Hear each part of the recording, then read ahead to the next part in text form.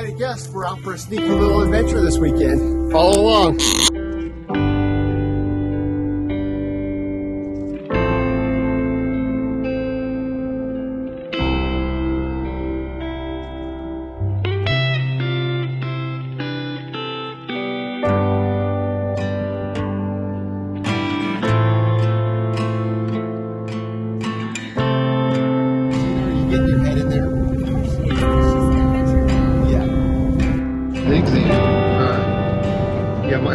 I'm getting licked.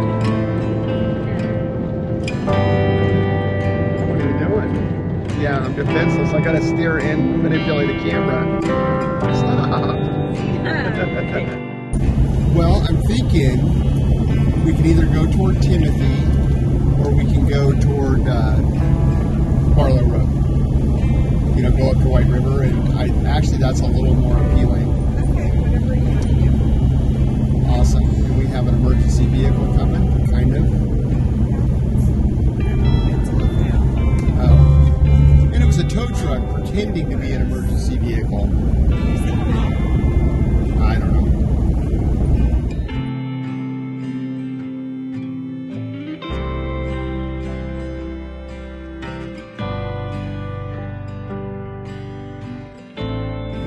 There she is, Mount Hood, 11,265 feet. And White River Snow Park right up ahead. That's where we're turning. Now we're on Road 48.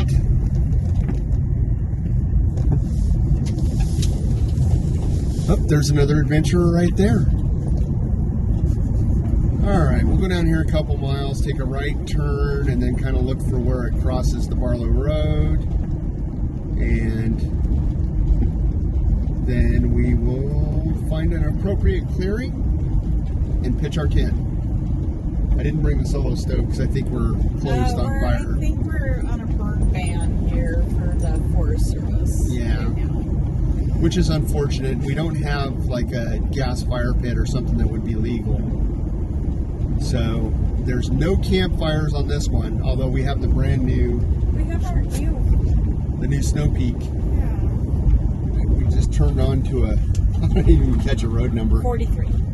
Road 43 off the 48 road, and we're headed out here to just find a nice little suitable afternoon camp spot. Maybe we'll do a little exploring. It's gated. That's the Old Barlow Road.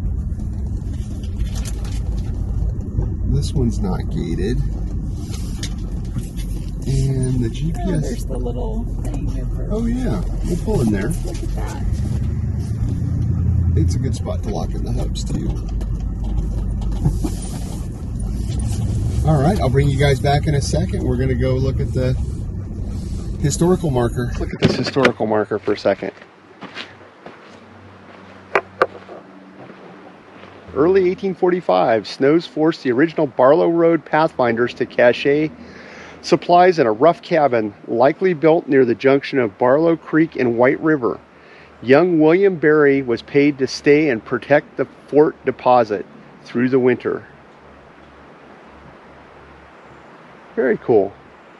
So, little fun fact, you've heard of the Oregon Trail? That's where we're at right now. In fact, you may have played the video game and died of dysentery. However, this is actually it, right behind me. So we're going to not rough it in the sense that the pioneers did. We're actually just going to go and drive down here and camp on it. It's completely unlike any pioneer ever did, because I don't think they had Casitas, although they probably would have liked them. Our first dirt road with the Casita. I don't think this is quite up to the standards of your typical overlanding trailer. That'll be another spot there to the left. Yeah. Or we can make a nice camp. If this road gets too rough up here, we'll just turn around and come back.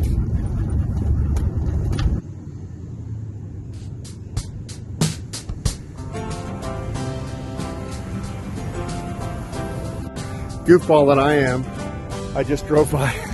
I was taking this epic shot of the car driving past, and whoops, probably not getting any sound. Maybe this will be better. Yeah, so just took that epic video, the little drive-by shot, and got down here and we're gated out.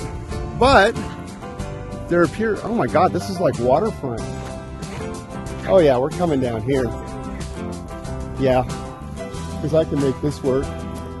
You want the upper spot or back here where the picnic table is? I think closer to the creek.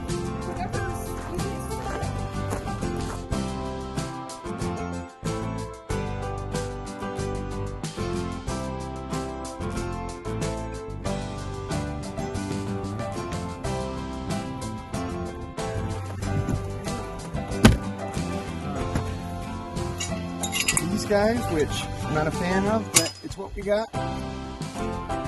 Snuck. We're ready to rock and roll here. Pull the car out and get her set up. There we go. Perfect. Just like I intended.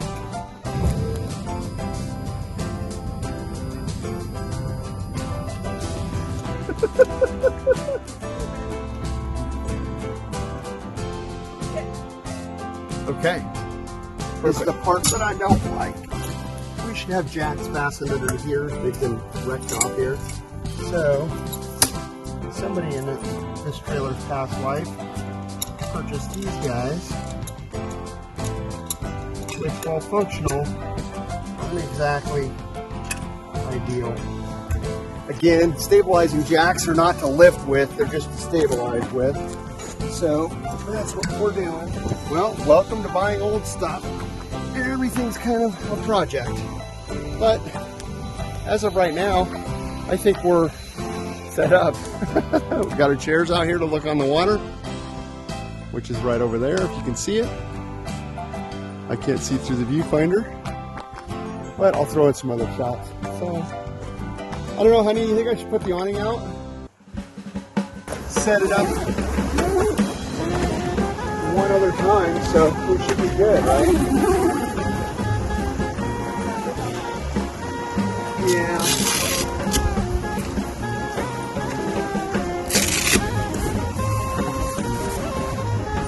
Here we go. Awning in action. Oh, I gotta get the little strings out too.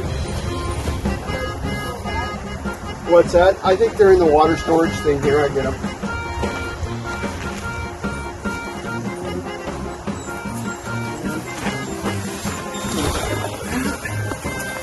That comes out like that.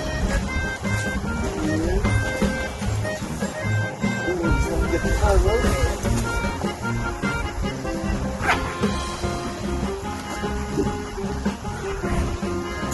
So, can't see if you guys can see it.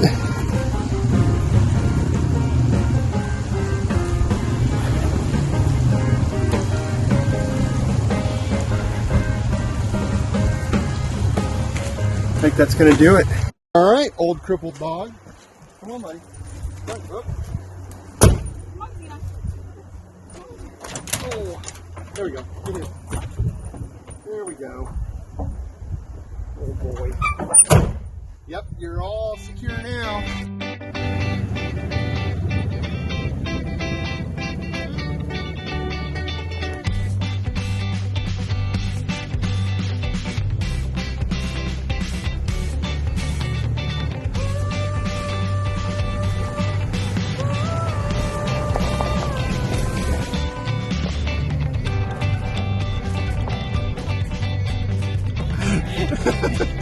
I didn't even have the camera on. Our first ever video sequence of Dana driving. And she's like, I was like, that was awesome. And you said, Pretty good for a girl. yeah, inside joke. Hey sister, you're in the captain's chair now. You have to admit that that chair is way better than the other chair. You did, you drove this for like a month. Oh yeah, I did. I don't remember. So a little story time. Back in 1997, about, I went new truck shopping. And just for the record to date, I still have never bought a new truck. So you can get where this story is going. Anyway, I go to the local Dodge dealership, and they had a brand new half-ton pickup that they used as a dealer demo, and had decided or agreed to sell me this extra cab. I think it was a 360, 5 point something liter. Anyway, pretty nice specced out 4-wheel drive pickup, half-ton. And I had it all worked out, and me and this car salesman, we were getting along just dandy. And I had it figured out. All we needed to do was trade in our Jeep Grand Cherokee. And little fun fact, Dana, who's seated to my left, your right, handles our finances. And so she worked down the street. I said, honey, I have this pickup. It's all set up. All you have to do is go down there, and if you like it, just give me a thumbs up. We'll get it financed. We'll work on the trade-in. Well, Dana goes there and test drives the pickup, and kind of nailing the coffin. Number one is she's driving the truck around. Dana's driven, as you can see, drives the truck just fine. She's drove a Ford Excursion for years. So, I mean, like, there's no secrets to driving full-size vehicles with this young lady. And the car salesman says to Dana, hey, you drive this truck pretty good for a girl, hence the standing joke between us. And then, second nail, and turns out final nail in the coffin is, Dana's trying to find out how much they'll give us for the Jeep. Right, trade-in value on our Jeep at the time. And the salesman says words to the effect of, don't worry, little lady, it all worked out with your husband. Which, as it turns out, was not the thing to say. Because I said, well, that's great. Since I hold the checkbook and he doesn't, I guess we need to buy a vehicle from you. And that is a lesson to any potential car salesman watching this video. Please don't mess with my wife, because I still won't have a new truck. Unfortunately, this is the plight of the Oregon Trail. Behind me is a bridge that collapsed, or they collapsed on purpose. And so you're cut off except for sections of the Oregon Trail. And as a kid, we used to, as a family, drive parts of the Barlow Trail or Oregon Trail. Kind of a not well-known fact is the Barlow Road, and I'm sure the Oregon Trail in its entirety, was compromised of a series. You know, like one place would wash out and they'd build another road in another place. And so behind me was one section of it, but I'm sure there's others in the area. Again, it started with a bridge collapse 10 or 15 years ago up by Highway 35, which is just kind of north of me, or west of me. And this is just the latest in a long succession of kind of cutting us off from these, you know, what I think of as valuable public lands. So anyway, we're camped on the Barlow Road, and we're going to enjoy it, but it is a disappearing piece of history.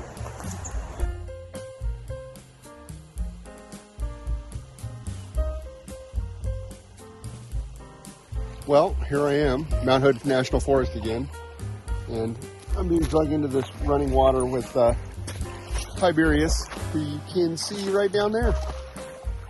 He's splashing around a little bit. We're probably going to call it a night here pretty soon. It's just gorgeous. I wish I could spin this camera around. In fact, I'll do it right after this, but we walked into a pristine camping spot. It's part of a decommissioned campground. So, anywho, I've been sitting around watching the latest Jack Ryan on my phone. Dana's reading a book. And we're just kind of chilling for the evening. She's got to work unexpectedly. Tomorrow was Dana's day off, and we were going to spend the day out here, but she has to work to help some friends out. So we'll be breaking this down in the morning and heading out of here, but enjoy the whatever clips I put together. Have a great time.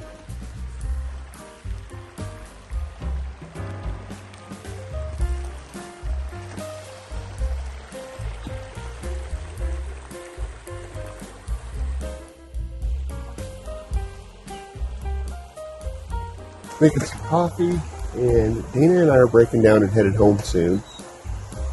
And she's going to do for a work thing today, so I need to figure out what I did. I got the trailer keys, get the hitch undone, get this Honey pulled it up.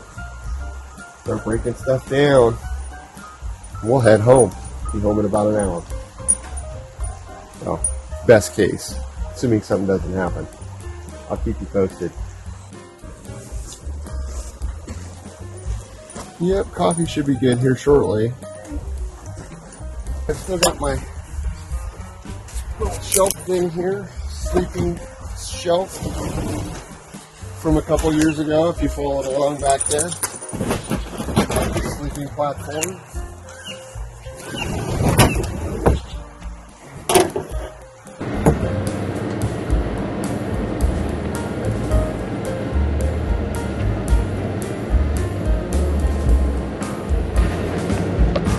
We're making a game time call here. We're getting out of here and we're taking a route we haven't ever taken before, so bear with us. This could be good or it could be super bad, but we're on pavement, so how bad could it be?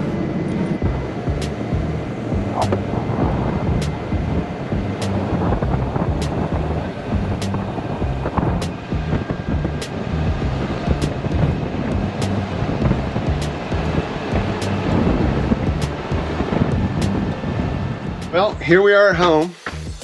It is a gray day out, if you can see, but we made it. Sorry I didn't bring you along for getting the dogs out, but that's kind of chaos and pandemonium. So, cars in one piece, trailers in one piece. Awning is maybe one of the best improvements I've ever made camping, period. Got a few, like I said, these little short overnight trips. We're just testing stuff out.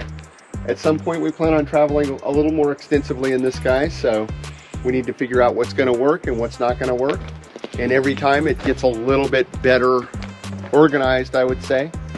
It's the next day. It's like 7:30 in the morning. We both get up super early, so that's what that is. But no, the trailer performed as expected. Again, it's more comfortable every time we go out. Since we went out last time, we bought a new comforter for the bed. So that worked out perfect. We did some, what other improvements? We bought a carpet for in front of the door, which seemed to cut down on the dirt quite a bit. We brought our little Ryobi shop vac, or hand vacuum. And that all worked out well. So I hope you enjoyed the content, and I hope to see you guys again next week. And stand by for more marginal whatever I'm up to. The refrigerator? No. Oh, it's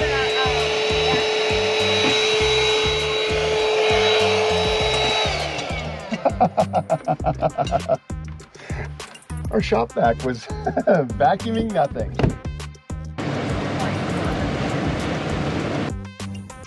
How many times I can record myself walking up to this camera?